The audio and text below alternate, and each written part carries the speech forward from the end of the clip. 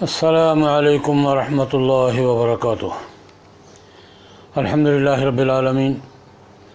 والصلاة والسلام علی سید المرسلین وعلی آلہ واصحابہ واتباعہ اجمعین، اما بعد۔ حضرات و خواتین، آج ہماری گفتگو کا موضوع یہ ہے کہ قرآن پاک فیصلوں کی کتاب ہے۔ قرآن پاک نے خود اپنے نزول کے مقاصد میں یہ بات بیان فرمائی ہے کہ قرآن پاک اس لیے آیا ہے تاکہ لوگوں کے معاملات، لوگوں کے تنازعات، سوسائٹی کے امور قرآن پاک کے مطابق طے ہوں۔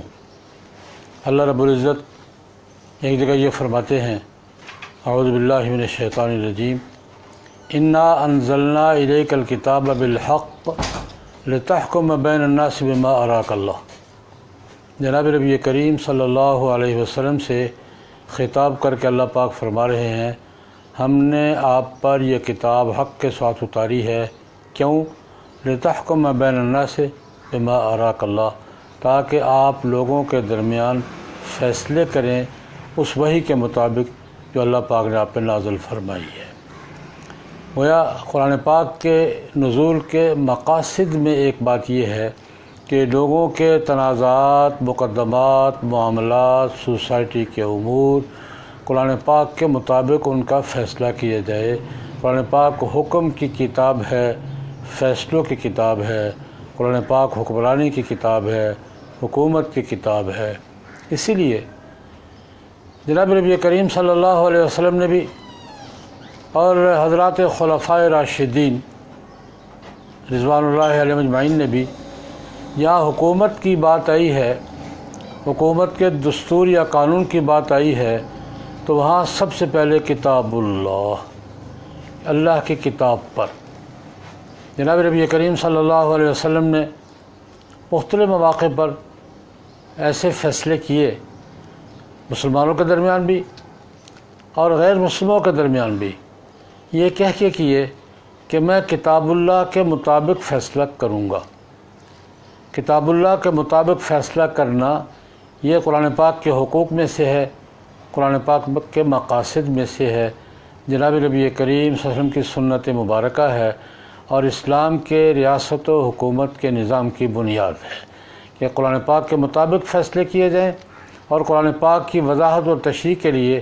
جناب نبی کریم صلی اللہ علیہ وسلم کی سنت کو اس کے ساتھ معیار بنایا جائے، قرآن و سنت۔ چنانچہ حضرت صدیق اکبر رضی اللہ تعالی عنہ نے خلافت کا نظام سنبھالتے ہی سب سے پہلے جو خطبہ ارشاد فرمایا تھا، اس میں یہ وعدہ کیا تھا کہ میں آپ کے درمیان حکومت کروں گا، فیصلے کروں گا، انتظام چلاؤں گا، نظام قائم کروں گا کتاب اللہ اور سنت رسول صلی اللہ علیہ وسلم کے مطابق۔ اور یہ بھی بڑی بنیادی بات کہی تھی کہ میں اگر کتاب اللہ اور سنت رسول کے مطابق چلوں تو میری اطاعت تم پر واجب ہے، اور اگر میں کتاب اور سنت کے خلاف چلوں تو میری اطاعت تم پر واجب نہیں ہے۔ اس کا سیاسی زبان میں ترجمہ یہ ہے کہ حکومت اور رعیت کے درمیان تعلق اور وفاداری کی بنیاد اور معیار قرآن و سنت ہے۔ خیر یہ ایک الگ موضوع ہے۔ میں آج یہ کہنا چاہ رہا ہوں کہ قرآن پاک فیصلوں کی کتاب ہے۔ قرآن پاک اس لیے آیا ہے تاکہ ہم اپنے معاملات قرآن پاک کے مطابق اور جناب نبی کریم صلی اللہ علیہ وسلم کی سنت کے مطابق چلائیں۔ شخصی فیصلوں میں بھی خاندان کا ایک پورا نظام ہے، فیملی سسٹم ہے۔ اللہ رب العزت نے خاندانی نظام میں نکاح کے بھی مسائل بیان کیے، طلاق کے بھی بیان کیے، خلا کے بھی بیان کیے، وراثت کے بھی بیان کیے، بچوں کی کفالت اور کفات اور رضاعت کے بھی مسائل بھی بیان کیے۔ یہ جہاں جہاں بیان کیے، میں یہ صرف یہ کہنا چاہوں گا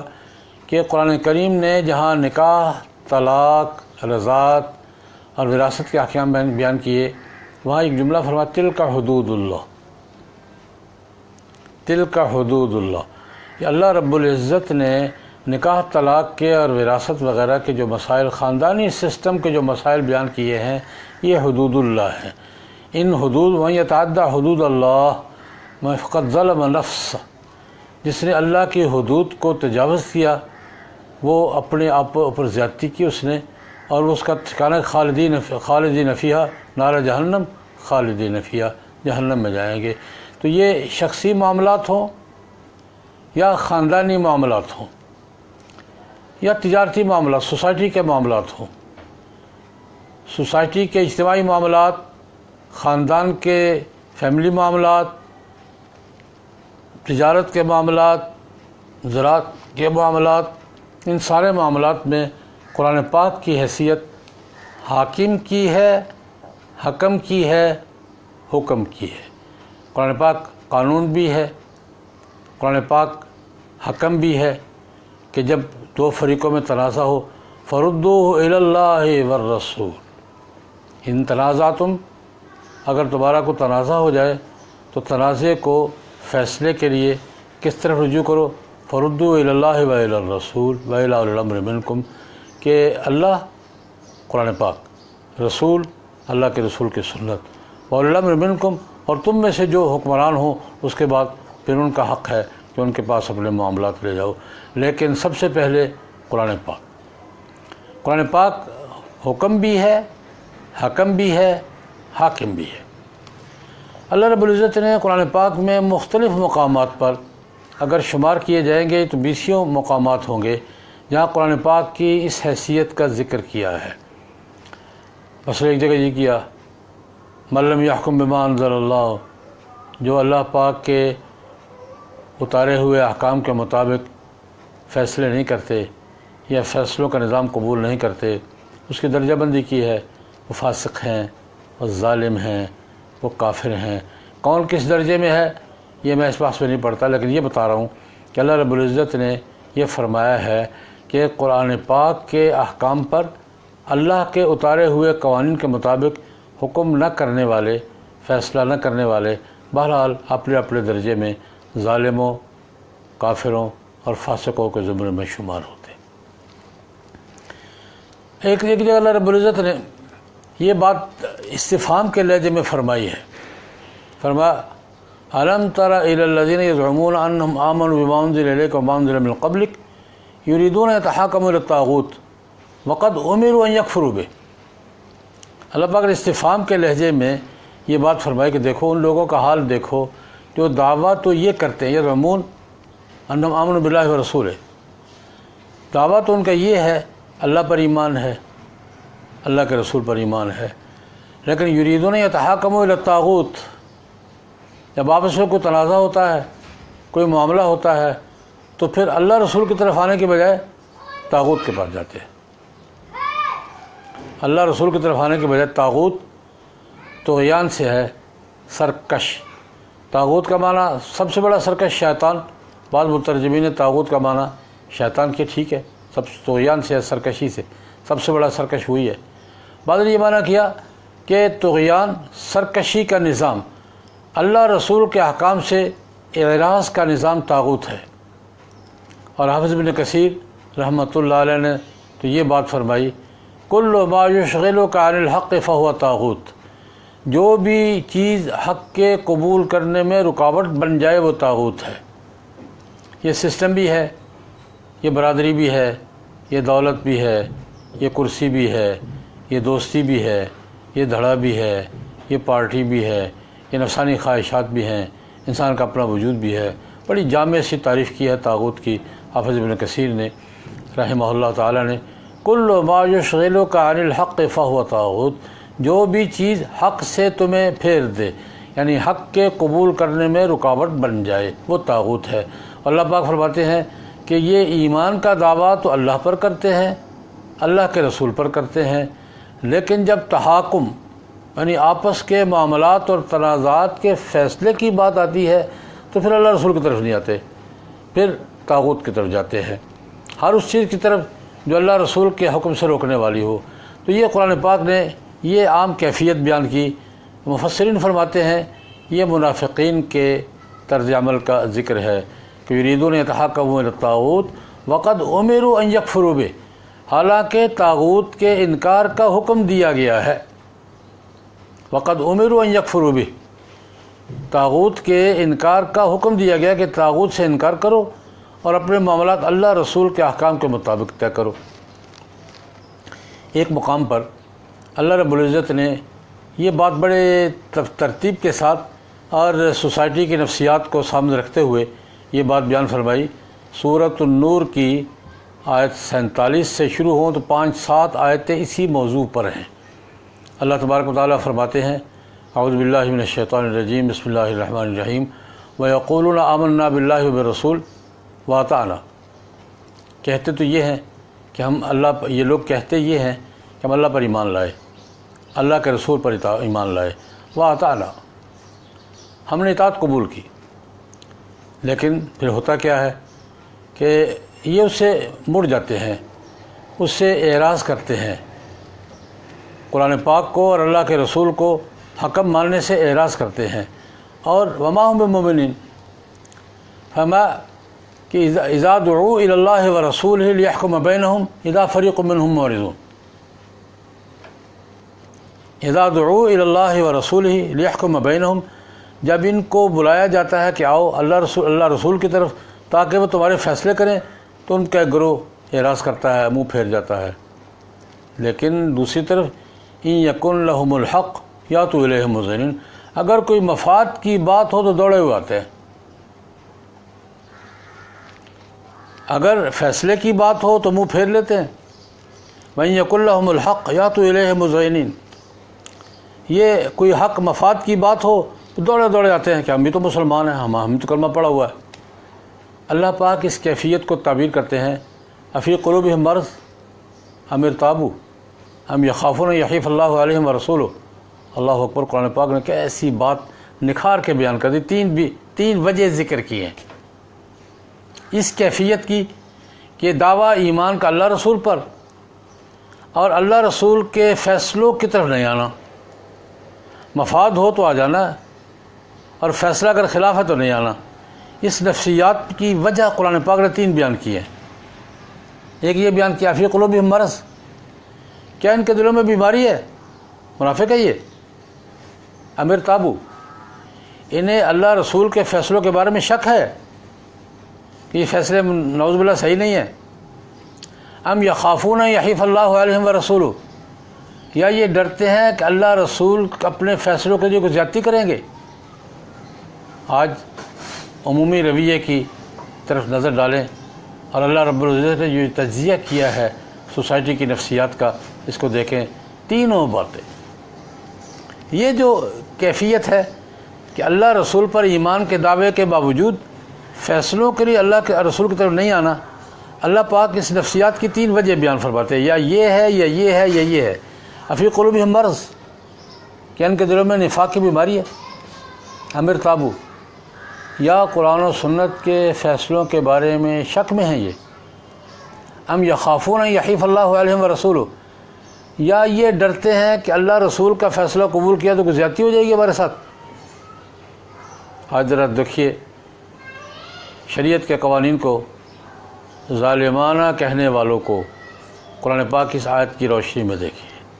ام یخافون ان یحیف اللہ علیہم ورسولہ، کیا انہیں یہ ڈر ہے کہ اللہ اور رسول کے فیصلے میں ان پر کوئی زیادتی ہو جائے گی، کوئی ظلم ہو جائے گا۔ لیکن بہرحال قرآن پاک نے یہ 3 وجہ بیان کی ہیں کہ یہ رویہ کہ ایمان اللہ پر، رسول پر اور فیصلے کسی اور کی طرف، فیصلوں کی طرف نہیں آنا اور مفاد ہو تو آ جانا ہے، یہ اس کیفیات اللہ پاک نے بیان فرمائی۔ یہ سارا بیان فرما کے اللہ تبارک و تعالیٰ ایک بات اور فرماتے ہیں، مسلمان کا اصل طرز عمل کیا ہونا چاہیے، مسلمان کا اصل طرز عمل کیا ہونا چاہیے۔ انما کان قول المؤمنین اذا دعوا الی اللہ ورسولہ لیحکم بینہم ان یقولوا سمعنا واطعنا اولئک هم المفلحون۔ ہمارا کیفیت تو یہ ہے، ہونا کیا چاہیے، مومنوں کی بات کیا ہونی چاہیے، انما کان قول المؤمنین، مومنوں کا قول کیا ہونا چاہیے، کب، اذا دعوا الی اللہ ورسولہ لیحکم بینہم، خاص طور پر ٹارگٹ کر کے اللہ پاک نے یہ بات کہی ہے، اذا دعوا الی اللہ ورسولہ لیحکم بینہم، جب انہیں بلایا جائے کہ اللہ کی طرف آؤ، اللہ کے رسول کی طرف آؤ، تاکہ اللہ کا رسول ان کے درمیان فیصلے کرے، کیا قول ہونا چاہیے؟ ان یقولوا سمعنا واطعنا، ان کو قیل قال نہیں کرنی چاہیے، ان کو کوئی ہیلے بہانے نہیں کرنے چاہیے، ادھر ادھر نہیں دیکھنا چاہیے، سیدھی بات، ان یقولوا سمعنا واطعنا، جناب حاضر، ہم نے بات سن لی، ہم نے بات مان لی۔ اور آگے فرمایا اولئک هم المفلحون، کامیاب لوگ یہی ہیں۔ ادھر ادھر دیکھنے والے، بہانے بنانے والے فرمایا نہیں، ان سے کہا جو یقولوا سمعنا واطعنا، جو اللہ رسول کی طرف فیصلوں کی طرف آنے کی دعوت کو خوش دلی سے قبول کرتے ہیں، ان کو فرمایا اولئک هم المفلحون۔ آگے پھر فرمایا من یطع اللہ ورسولہ ویخشى اللہ ویتقہ فاولئک هم الفائزون۔ فوز، کامیابی، فلاح کس میں ہے؟ من یطع اللہ ورسولہ، اللہ کی اطاعت کرتے ہیں، اللہ کے رسول کی اطاعت کرتے ہیں، یخشى اللہ، اللہ سے ڈرتے ہیں، یتقہ، اللہ کے منع کی ہوئی چیزوں سے بچتے ہیں، اولئک هم الفائزون، کامیاب وہ ہیں۔ آگے ایک اور عجیب بات بیان کی، بڑا عجیب اللہ پاک نے سارا نقشہ کھینچا ہے لوگوں سوسائٹی کی نفسیات کا۔ اقسموا باللہ جہد ایمانہم لئن امرتہم لیخرجن، فرمایا اپنی وفاداری کا یقین آپ کو قسمیں کھا کھا کے دلاتے ہیں، جناب ہم حاضر، ہم نوکر، کام کی بات کی طرف نہیں آنا، قسمیں اٹھانی ہیں۔ اقسموا باللہ جہد ایمانہم، اللہ کی بڑی پکی قسمیں اٹھا کر کہتے ہیں لئن امرتہم لیخرجن، اے پیغمبر صلی اللہ علیہ وسلم، یا رسول اللہ، حکم تو فرمائیے کہاں جانا ہے، حکم فرمائیے، ہم حاضر ہیں۔ اس بات کی قسمیں اٹھاتے ہیں لئن امرتہم لیخرجن، آپ حکم فرمائیں گے تو جہاں حکم فرمائیں گے وہاں چلیں گے ہم۔ اللہ پاک بڑا سادہ سا جواب دیتے ہیں، قل لا تقسموا، قسمیں اٹھانے کی ضرورت نہیں ہے بھائی، طاعت معروفہ، تمہارا عمل بتا دے گا کہ تم اللہ رسول کے اطاعت گزار ہو یا نہیں ہو۔ کیا عجیب بات کی ہے، قل لا تقسموا، فرمایا قسمیں اٹھا کر یقین دلاتے ہیں۔ لئن امرتم لیخرجن، حکم فرمائیں جناب، کدھر جانا ہے، کس سے لڑنا ہے، کیا کرنا ہے؟ فرمایا قل، کہہ دیجیے ان سے، لا تقسموا، قسمیں اٹھانے کی ضرورت نہیں ہے، طاعت معروفہ، تمہارا عمل بتائے گا کہ تم اللہ رسول کی بات مانتے ہو یا نہیں مانتے۔ اللہ رب العزت نے مجموعی کیفیت بیان کی ہے کہ قرآن پاک حکم کے لیے، قرآن پاک فیصلوں کے لیے، قرآن پاک حکومت کے لیے، لیکن کچھ لوگوں کا رویہ یہ ہے کہ وہ قرآن پاک پر ایمان کی بات تو کرتے ہیں، جناب نبی کریم صلی اللہ علیہ وسلم پر ایمان کا دعویٰ تو رکھتے ہیں، اللہ پر ایمان کی بات بھی کرتے ہیں، لیکن اذا دعوا الی اللہ ورسولہ، یہ نقطہ غور کیجیے، اذا دعوا الی اللہ ورسولہ لیحکم بینہم، جب اللہ کی طرف بلائے جاتے ہیں، اللہ کے رسول کی طرف بلائے جاتے ہیں تاکہ اللہ رسول ان کے درمیان فیصلے کریں، بھاگ جاتے ہیں، پھر منہ پھیر لیتے ہیں، پھر ہیلے بہانے تلاش کرتے ہیں، پھر شک میں پڑ جاتے ہیں، پھر ان کو اللہ کے قوانین میں زیادتی کا خوف نظر آنے لگتا ہے، پھر منافقت کی بیماری پیدا ہو جاتی ہے۔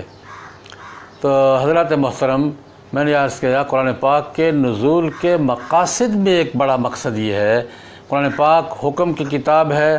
قرآن پاک خود حکم ہے، فیصلے کرتا ہے، قرآن پاک حکومت کی کتاب ہے، حکومت کا دستور و نظام ہے، ہمارے شخصی معاملات میں بھی، سوسائٹی کے معاملات میں بھی، خاندانی معاملات میں بھی، قومی معاملات میں بھی قرآن پاک کہتا ہے مجھ پہ میرے مطابق حکم، میرے مطابق چلو،